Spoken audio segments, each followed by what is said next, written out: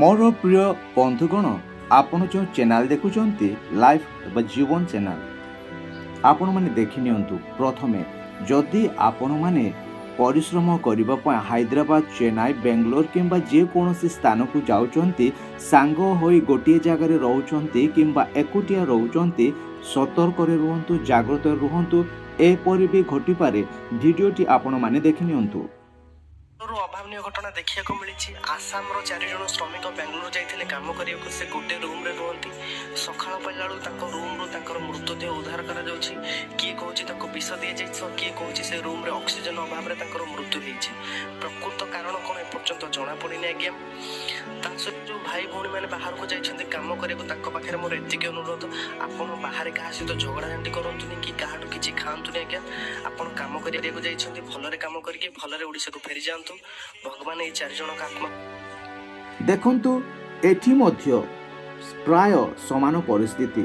ଝିଅଗୁଡ଼ାକ କେମିତି ପଡ଼ିଛନ୍ତି, ମରିଛନ୍ତି କିମ୍ବା ସେମାନେ ଶୋଇଛନ୍ତି। କିନ୍ତୁ ଗୋଟିଏ କଥା କହିବି, ପୁଅମାନେ ଯେମିତି ମରି ପଡ଼ିଛନ୍ତି, ଏହା ବି ହୋଇପାରେ ମରଣ।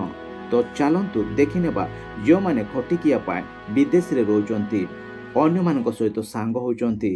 ସାଙ୍ଗ ଯେ ପ୍ରେମ କରିବ, ଆପଣଙ୍କର ଉପକାର କରିବ, ଏକଥା ଭୁଲି ଯାଆନ୍ତୁ। କାରଣ ମୁଁ ନିଜ କଥା ବି କହିବି, ସାଙ୍ଗମାନେ ଧୋକା ଦିଅନ୍ତି, ଜୀବନ ବି ନେଇଯାଆନ୍ତି, ଭବିଷ୍ୟତ ବି ନଷ୍ଟ କରନ୍ତି। ମୋର ପ୍ରିୟ ଦର୍ଶକ, ମୁଁ ବ୍ରହ୍ମପୁର ୟୁନିଭର୍ସିଟିରେ ଥିବାବେଳେ ଦେଖିଛି ଏମିତି ସେମ୍ 3ଟି ପୁଅ, ସେମାନେ ରାତି ସାରା ଶୋଇଲେ। ଏହା ବି ହୋଇପାରେ କଏଲ କିମ୍ବା ନିମ୍ ଧୂପକାଠି ଜରିଆରେ ମଧ୍ୟ ଆପଣଙ୍କ ଶ୍ୱାସ ରୁଦ୍ଧ ହୋଇପାରେ। ଆପଣ କି ଭେଣ୍ଟିଲେସନ୍ ଝରକା ବନ୍ଦ କରି ଶୋଇଛନ୍ତି? ଚାଲନ୍ତୁ ଭିଡ଼ିଓଟି ଦେଖିନେବା। ଆମେ ଡ୍ରାଇଭର ମୋ ଭାଇ, ଆଜି ପର୍ଯ୍ୟନ୍ତ ଆମେ ଆମ ଘରେ ଜଣେଇ ଦେଇନୁ କି ଆମେ କେତେ ଥର ମରୁ ବଞ୍ଚିଛୁ।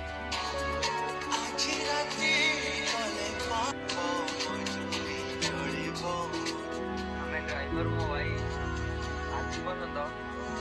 ଦେଖିଲେ ଭିଡ଼ିଓ? ମୋର ପ୍ରିୟ ଦର୍ଶକ, ଯେଉଁମାନେ ବିଦେଶରେ ହେଉ କିମ୍ବା ନିଜ ଗାଁରେ ହେଉ, ଆଜିକାଲି କାହାକୁ ଚିହ୍ନିବା କଷ୍ଟ। ନିଜ ସାଙ୍ଗ ବି ସାଙ୍ଗକୁ ମାରିଦିଏ, ନିଜର ସ୍ୱାର୍ଥ ପରିପୂରଣ ପାଇଁ ଧୋକା ଦିଏ। ତ ଏ 2ଟି ଘଟଣା କ'ଣ ଲାଗୁନି କି ଏମାନେ ମରିଛନ୍ତି? ମୋର ପ୍ରିୟ ଦର୍ଶକ, ଯେଉଁମାନେ ଖଟିକିଆ ପାଇଁ, ପରିଶ୍ରମ ପାଇଁ ଆଉ ବାହାରେ ରହୁଛନ୍ତି, ସତର୍କ ରୁହନ୍ତୁ। ଆଉ ଅଚିହ୍ନା ଲୋକଠାରୁ କିମ୍ବା ଚିହ୍ନା ଲୋକଙ୍କ ଠାରୁ ବି ପରୀକ୍ଷା ନିରୀକ୍ଷା କରି ଆପଣମାନେ ତାଙ୍କ ସହିତ ସମ୍ପର୍କ ରଖନ୍ତୁ। ନଚେତ୍ ନିଜ ଜୀବନ ପ୍ରତି କ'ଣ ବି ଘଟିପାରେ। Thank you. ଚ୍ୟାନେଲକୁ ଲାଇକ୍ କରନ୍ତୁ, ସବସ୍କ୍ରାଇବ୍ କରନ୍ତୁ, ସେୟାର ବି କରନ୍ତୁ, ଅନ୍ୟମାନେ ଯେପରି ସତର୍କ ରହିବେ।